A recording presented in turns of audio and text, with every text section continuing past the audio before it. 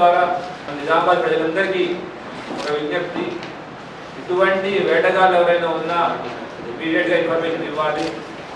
ఇవన్నీ ఈ వన్యప్రాణులు ఉంటేనే మన ఎకో సిస్టమ్ ఏదైతే ఉందో, మన యొక్క ఎన్విరాన్మెంట్ ఏదైతే ఉందో అది బాగుంటుంది. మన అడవులు ఉండాలి, అడవి అంటే చెట్లు ఉంటే కాదు, ఈ వన్యప్రాణులు అన్నీ కలిస్తేనే మనకి ఒక ఎకో సిస్టమ్ ఉంటుంది. దాన్ని కాపాడాల్సిన బాధ్యత మనందరిపైన ఉంటుంది.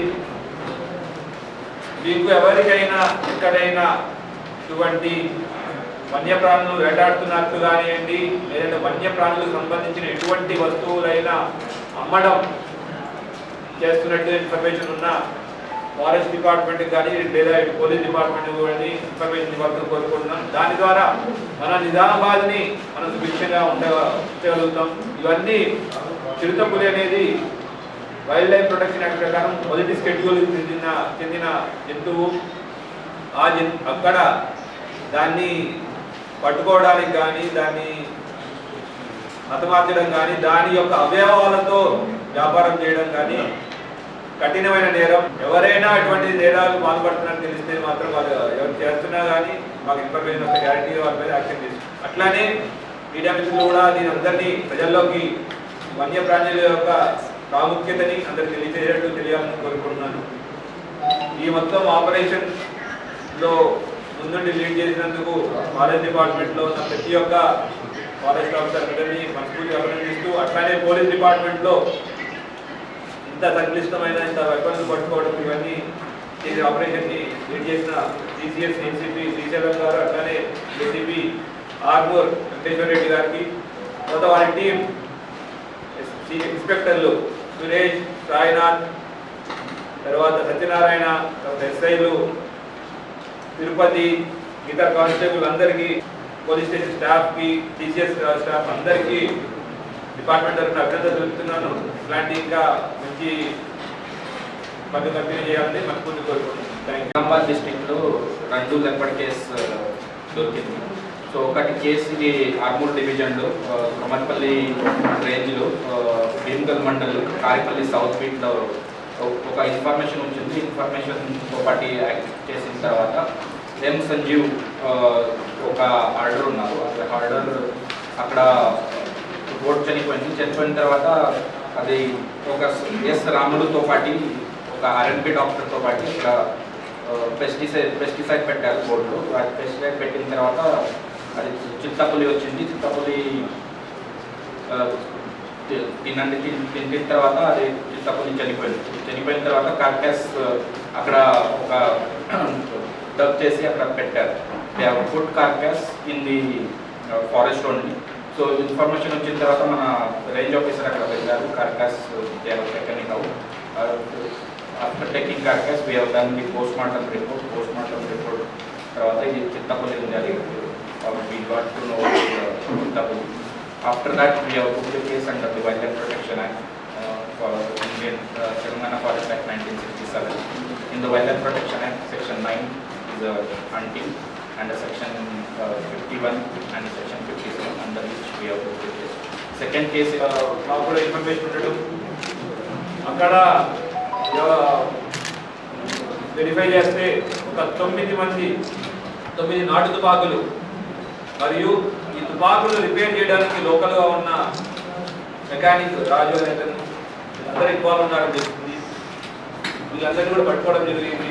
అది ఇప్పుడు ఆర్మ్స్ యాక్ట్ అంటే ఇటువంటి వెపన్స్ ఉండాలి అంటే లైసెన్స్ ఉండాలి, అది పరిమితులు, తర్వాత పర్మిషన్ ఉండాలి. ఇవన్నీ లేకుండా వెపన్స్ పట్టుకుని వీటితో వన్య ప్రాణుల్ని వేటాడడం, హతమార్చడం, వాటిని అమ్మడానికి ప్రయత్నిస్తున్నారు. వాళ్ళని మీరు పట్టుకోవడం యాక్షన్ తీసుకోవడం జరిగింది. భీమ్గల్ కేసు తర్వాత మన దర్పల్లి ఏరియాలో జరిగిన కేసుల గురించి ఒక కేసులో ఒక ఇష్యూలో వాళ్ళ యొక్క పొలాల్లో అడవి పందులు పట్టుకోవడానికి గుచ్చులు బిగించడం జరిగింది. దాంట్లో చిరుతపులి చిక్కితే దాన్ని చెప్పడం, దాని తర్వాత దాని తోలు తీసి దాన్ని అమ్మడం చేశారు. దాని మీద ఫారెస్ట్ డిపార్ట్మెంట్ కేసు పెట్టడం రిజిస్టర్ చేయడం జరిగింది. ఎవరైతే కొన్నారో వాళ్ళు కూడా శిక్షార్హులు, వాళ్ళు కూడా పట్టుకోవడం జరుగుతుంది. అట్లానే ఆ చిరుతపులి తోలుని పక్కన పాడుబడి బావిలో పడేస్తే చేయడం కూడా చేసి దాని తర్వాత ఐడెంటిఫై చేయడం జరిగింది. ఇంకో కేసులో దీనివల్లో చిరుతపులిని చంపడానికి వాళ్ళు ప్రణాళిక ప్రకారం మేకకి విషం ఇవ్వడం, దాని నుంచి చిరుతపులి చనిపోవడం. అయితే ఆ చిరుతపులిని వాళ్ళు ఏం చేయాలో తెలియక వాళ్ళు ఫస్ట్ లీడ్గా పాతి పెట్టడం, తర్వాత దాని తోలుని అమ్మడానికి కూడా ట్రై చేశారు. వీటన్నిటినీ ఇన్ఫర్మేషన్ మీద పట్టుకోవడం జరిగింది ఫారెస్ట్ డిపార్ట్మెంట్. అయితే మాకు కూడా ఇన్ఫర్మేషన్ ఉండడం, అక్కడ వెరిఫై చేస్తే ఒక 9 నాటు తుపాకులు మరియు ఈ తుపాకులు రిపేర్ చేయడానికి లోకల్గా ఉన్న మెకానిక్ రాజు అనేది అందరూ ఇన్వాల్వ్ ఉన్నారని చెప్తుంది. వీళ్ళందరినీ కూడా పట్టుకోవడం జరిగింది.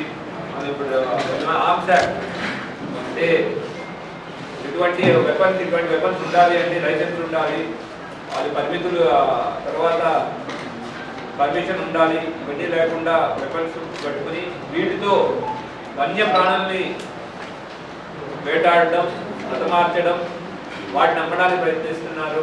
వాళ్ళ మీద పట్టుకోవడం యాక్షన్ తీసుకోవడం జరిగింది, డిస్కస్ చేయడం జరిగింది. భీమ్గల్ కేసు తర్వాత మన దర్పల్లి ఏరియాలో జరిగిన కేసుల గురించి. ఒక కేసులో ఒక ఇష్యూలో వాళ్ళ యొక్క పొలాల్లో అడవి పందులు పట్టుకోవడానికి గుచ్చులు బిగించడం జరిగింది. దాంట్లో చిరుతపులి చిక్కితే దాన్ని చంపడం, దాని తర్వాత దాని తోలు తీసి దాన్ని అమ్మడం చేశారు. దాని మీద ఫారెస్ట్ డిపార్ట్మెంట్ కేసు పెట్టడం రిజిస్టర్ చేయడం జరిగింది. ఎవరైతే కొన్నారో వాళ్ళు కూడా శిక్షార్హులు, వాళ్ళు కూడా పట్టుకోవడం జరుగుతుంది. అట్లానే ఆ చిరుతపులి తోలుని పక్కన పాడుబడి బావిలో పడేస్తే చేయడం కూడా చేసి దాని తర్వాత ఐడెంటిఫై చేయడం జరిగింది. ఇంకో కేసులో దీనివల్లో చిరుతపులిని చంపడానికి వాళ్ళు ప్రణాళిక ప్రకారం మేకకి విషం ఇవ్వడం, దాని నుంచి చిరుతపులి చనిపోవడం. అయితే ఆ చిరుతపులిని వాళ్ళు ఏం చేయాలో తెలియక వాళ్ళు ఫస్ట్ లీడ్గా పాతి పెట్టడం, తర్వాత దాని తోలుని అమ్మడానికి కూడా ట్రై చేశారు. వీటన్నిటినీ ఇన్ఫర్మేషన్ మీద పట్టుకోవడం జరిగింది ఫారెస్ట్ డిపార్ట్మెంట్. అయితే